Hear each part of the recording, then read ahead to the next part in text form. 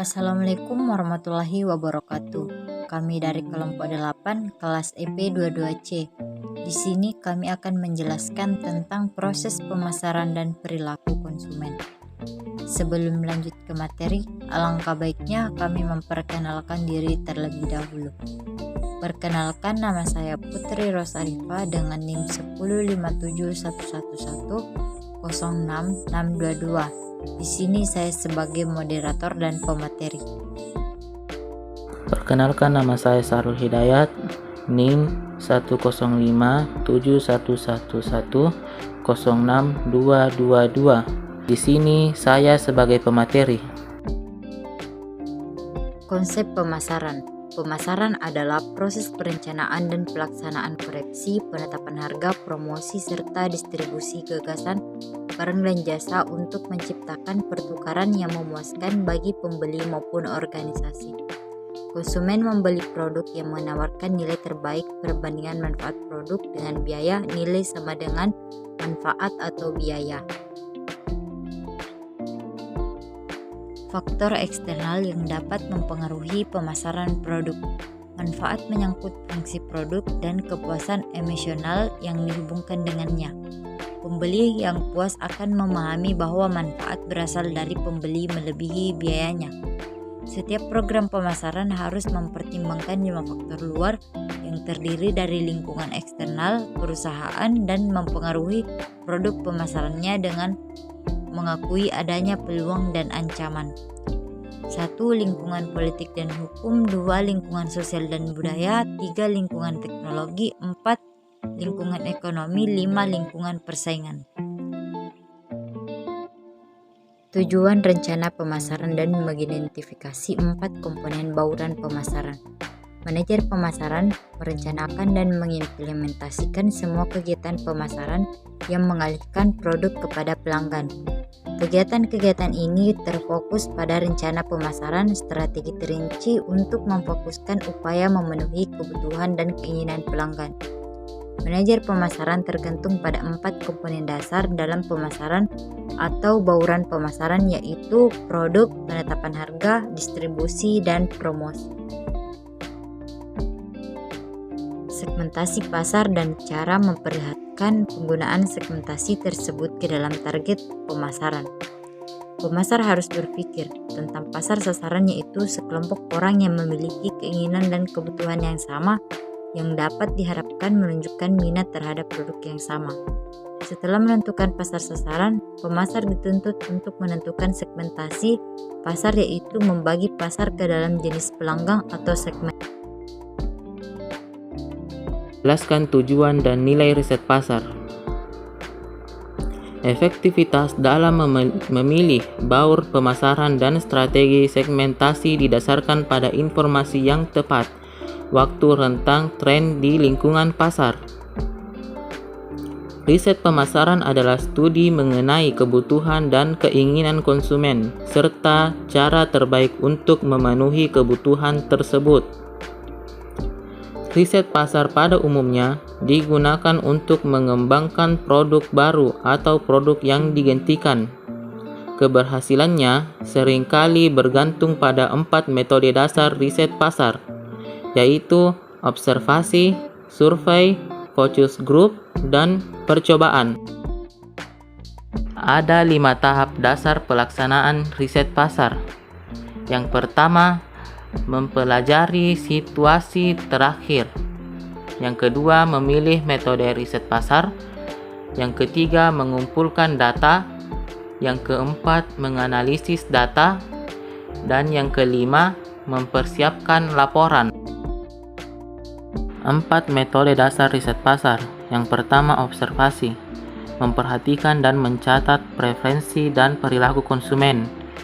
Yang kedua, survei. Inti dari survei manapun adalah kuesioner. Yang ketiga, focus group. Orang-orang yang dikumpulkan di suatu tempat disajikan satu isu dan diminta untuk membahasnya. Yang keempat, percobaan. Membandingkan tanggapan-tanggapan dari orang yang sama dalam lingkungan. yang berbagai para periset pemasaran. Penyimpanan data riset pemasaran merupakan aset berharga yang berisi petunjuk-petunjuk tentang perilaku konsumen. Faktor-faktor kunci yang mempengaruhi proses pembelian konsumen. Ada 4 faktor yang menjadi pengaruh utama terhadap perilaku konsumen. Yang pertama, pengaruh psikologis. Mencakup motivasi, persepsi, kemampuan belajar, dan sikap individu. Yang kedua, pengaruh pribadi yang mencakup gaya hidup, kepribadian, dan status ekonomi. Yang ketiga, pengaruh sosial mencakup keluarga, pendapatan pemimpin, dan kelompok referensi lainnya. Yang keempat, pengaruh budaya mencakup budaya, subkultur, dan kelas sosial. Motif konsumen dalam keputusan pembelian produk. Motif rasional, alasan konsumen membeli produk tertentu yang didasarkan pada evaluasi yang logis atas sejumlah atribut produk seperti misalnya biaya mutu dan kegunaan motif. Emosional, alasan konsumen membeli produk tertentu yang didasarkan pada faktor-faktor non-objektif dan mencakup kemampuan bersosialisasi, meniru yang lain, dan estetika. Proses pembelian konsumen. 3 kategori pasar organisasi dan menjelaskan perbedaan perilaku pembelian organisasi dengan perilaku pembelian individu. Pasar organisasi atau komersial, di mana suatu organisasi membeli barang dan jasa yang digunakan dalam menciptakan dan menyerahkan produk konsumen termasuk dalam 3 kategori. 1. Pasar industri. 2. Pasar pedagang perantara. 3. Pasar pemerintah dan internasional. 3 kategori pasar organisasional atau komersial. Pasar industri terdiri dari perusahaan bisnis yang membeli barang untuk diubah menjadi produk atau barang lain yang digunakan selama produksi pasar. Pedagang perantara. Perantara yang membeli dilarang jadi dan penjualnya kembali. Pasar pemerintah dan internasional. Pemerintah lokal, negara bagian, dan pusat membeli produk-produk yang tahan lama dan tidak tahan lama. Pasar internasional terdiri dari pembeli non-pemerintah seperti rumah sakit, gereja, museum, dan badan. Perbedaan perilaku pembelian organisasi. Perbedaan perilaku pembelian organisasi dengan perilaku pembelian individu terletak pada 2 hal utama, yaitu perbedaan dalam pembeli. Pembeli organisasi adalah para profesional yang dilatih dalam mengatur hubungan pembeli, penjual, dan merunding syarat-syarat pembelian. Mereka biasanya para spesialis dalam satu lini produk dan sering menjadi pakar tentang produk yang mereka beli. Perbedaan dalam hubungan pembeli dan penjual. Bila hubungan pembeli individu dengan penjual sering merupakan interaksi sekali yang singkat. Situasi pasar organisasional sering mencakup hubungan pembeli dengan penjual dalam jangka waktu panjang. Baur pemasaran internasional. Ketika pemasaran memutuskan untuk terjun ke dunia global, mereka harus mempertimbangkan kembali setiap unsur baur pemasaran. Produk-produk internasional. Bila beberapa produk dapat dijual ke luar negeri tanpa perubahan sama sekali, kadang-kadang hanya produk yang dirancang ulang yang dapat memenuhi kebutuhan pembeli di luar negeri. Penetapan harga internasional. Ketika menetapkan harga untuk pasar internasional, pasar harus mempertimbangkan biaya transportasi yang lebih tinggi dan menjual produk ke luar negeri. Distribusi internasional. Dalam beberapa industri, perusahaan telah mendapatkan keuntungan dalam membeli bisnis yang sudah mapan di luar negeri.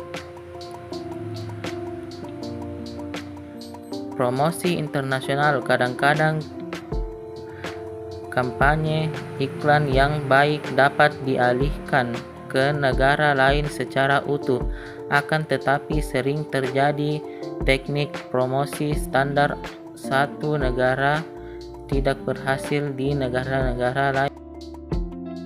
Gaur pemasaran usaha kecil.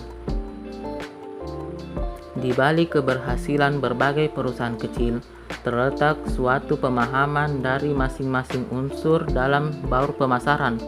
Yang pertama, produk-produk bisnis kecil. Pemahaman tentang kebutuhan dan keinginan pelanggan sudah dipenuhi oleh banyak perusahaan kecil. Yang kedua, penetapan harga bisnis kecil. Penetapan harga yang tidak benar bahkan dapat menenggelamkan perusahaan dalam produk yang baik.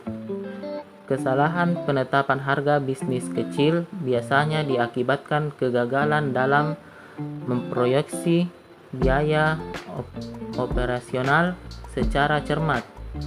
Namun ketika bisnis kecil menetapkan harga jual dengan nilai biaya secara cermat, banyak yang mendapatkan laba yang memuaskan. 3. Distribusi bisnis kecil. Barangkali aspek yang paling penting dari distribusi adalah lokasi fasilitas. Lokasi bisnis yang strategis merupakan keunggulan bisnis kecil dalam menarik dan mempertahankan pelanggan. Yang keempat, promosi bisnis kecil. Promosi usaha kecil dapat berhasil dengan memuaskan biaya produksi ke dalam perencanaan biaya atau modal awal.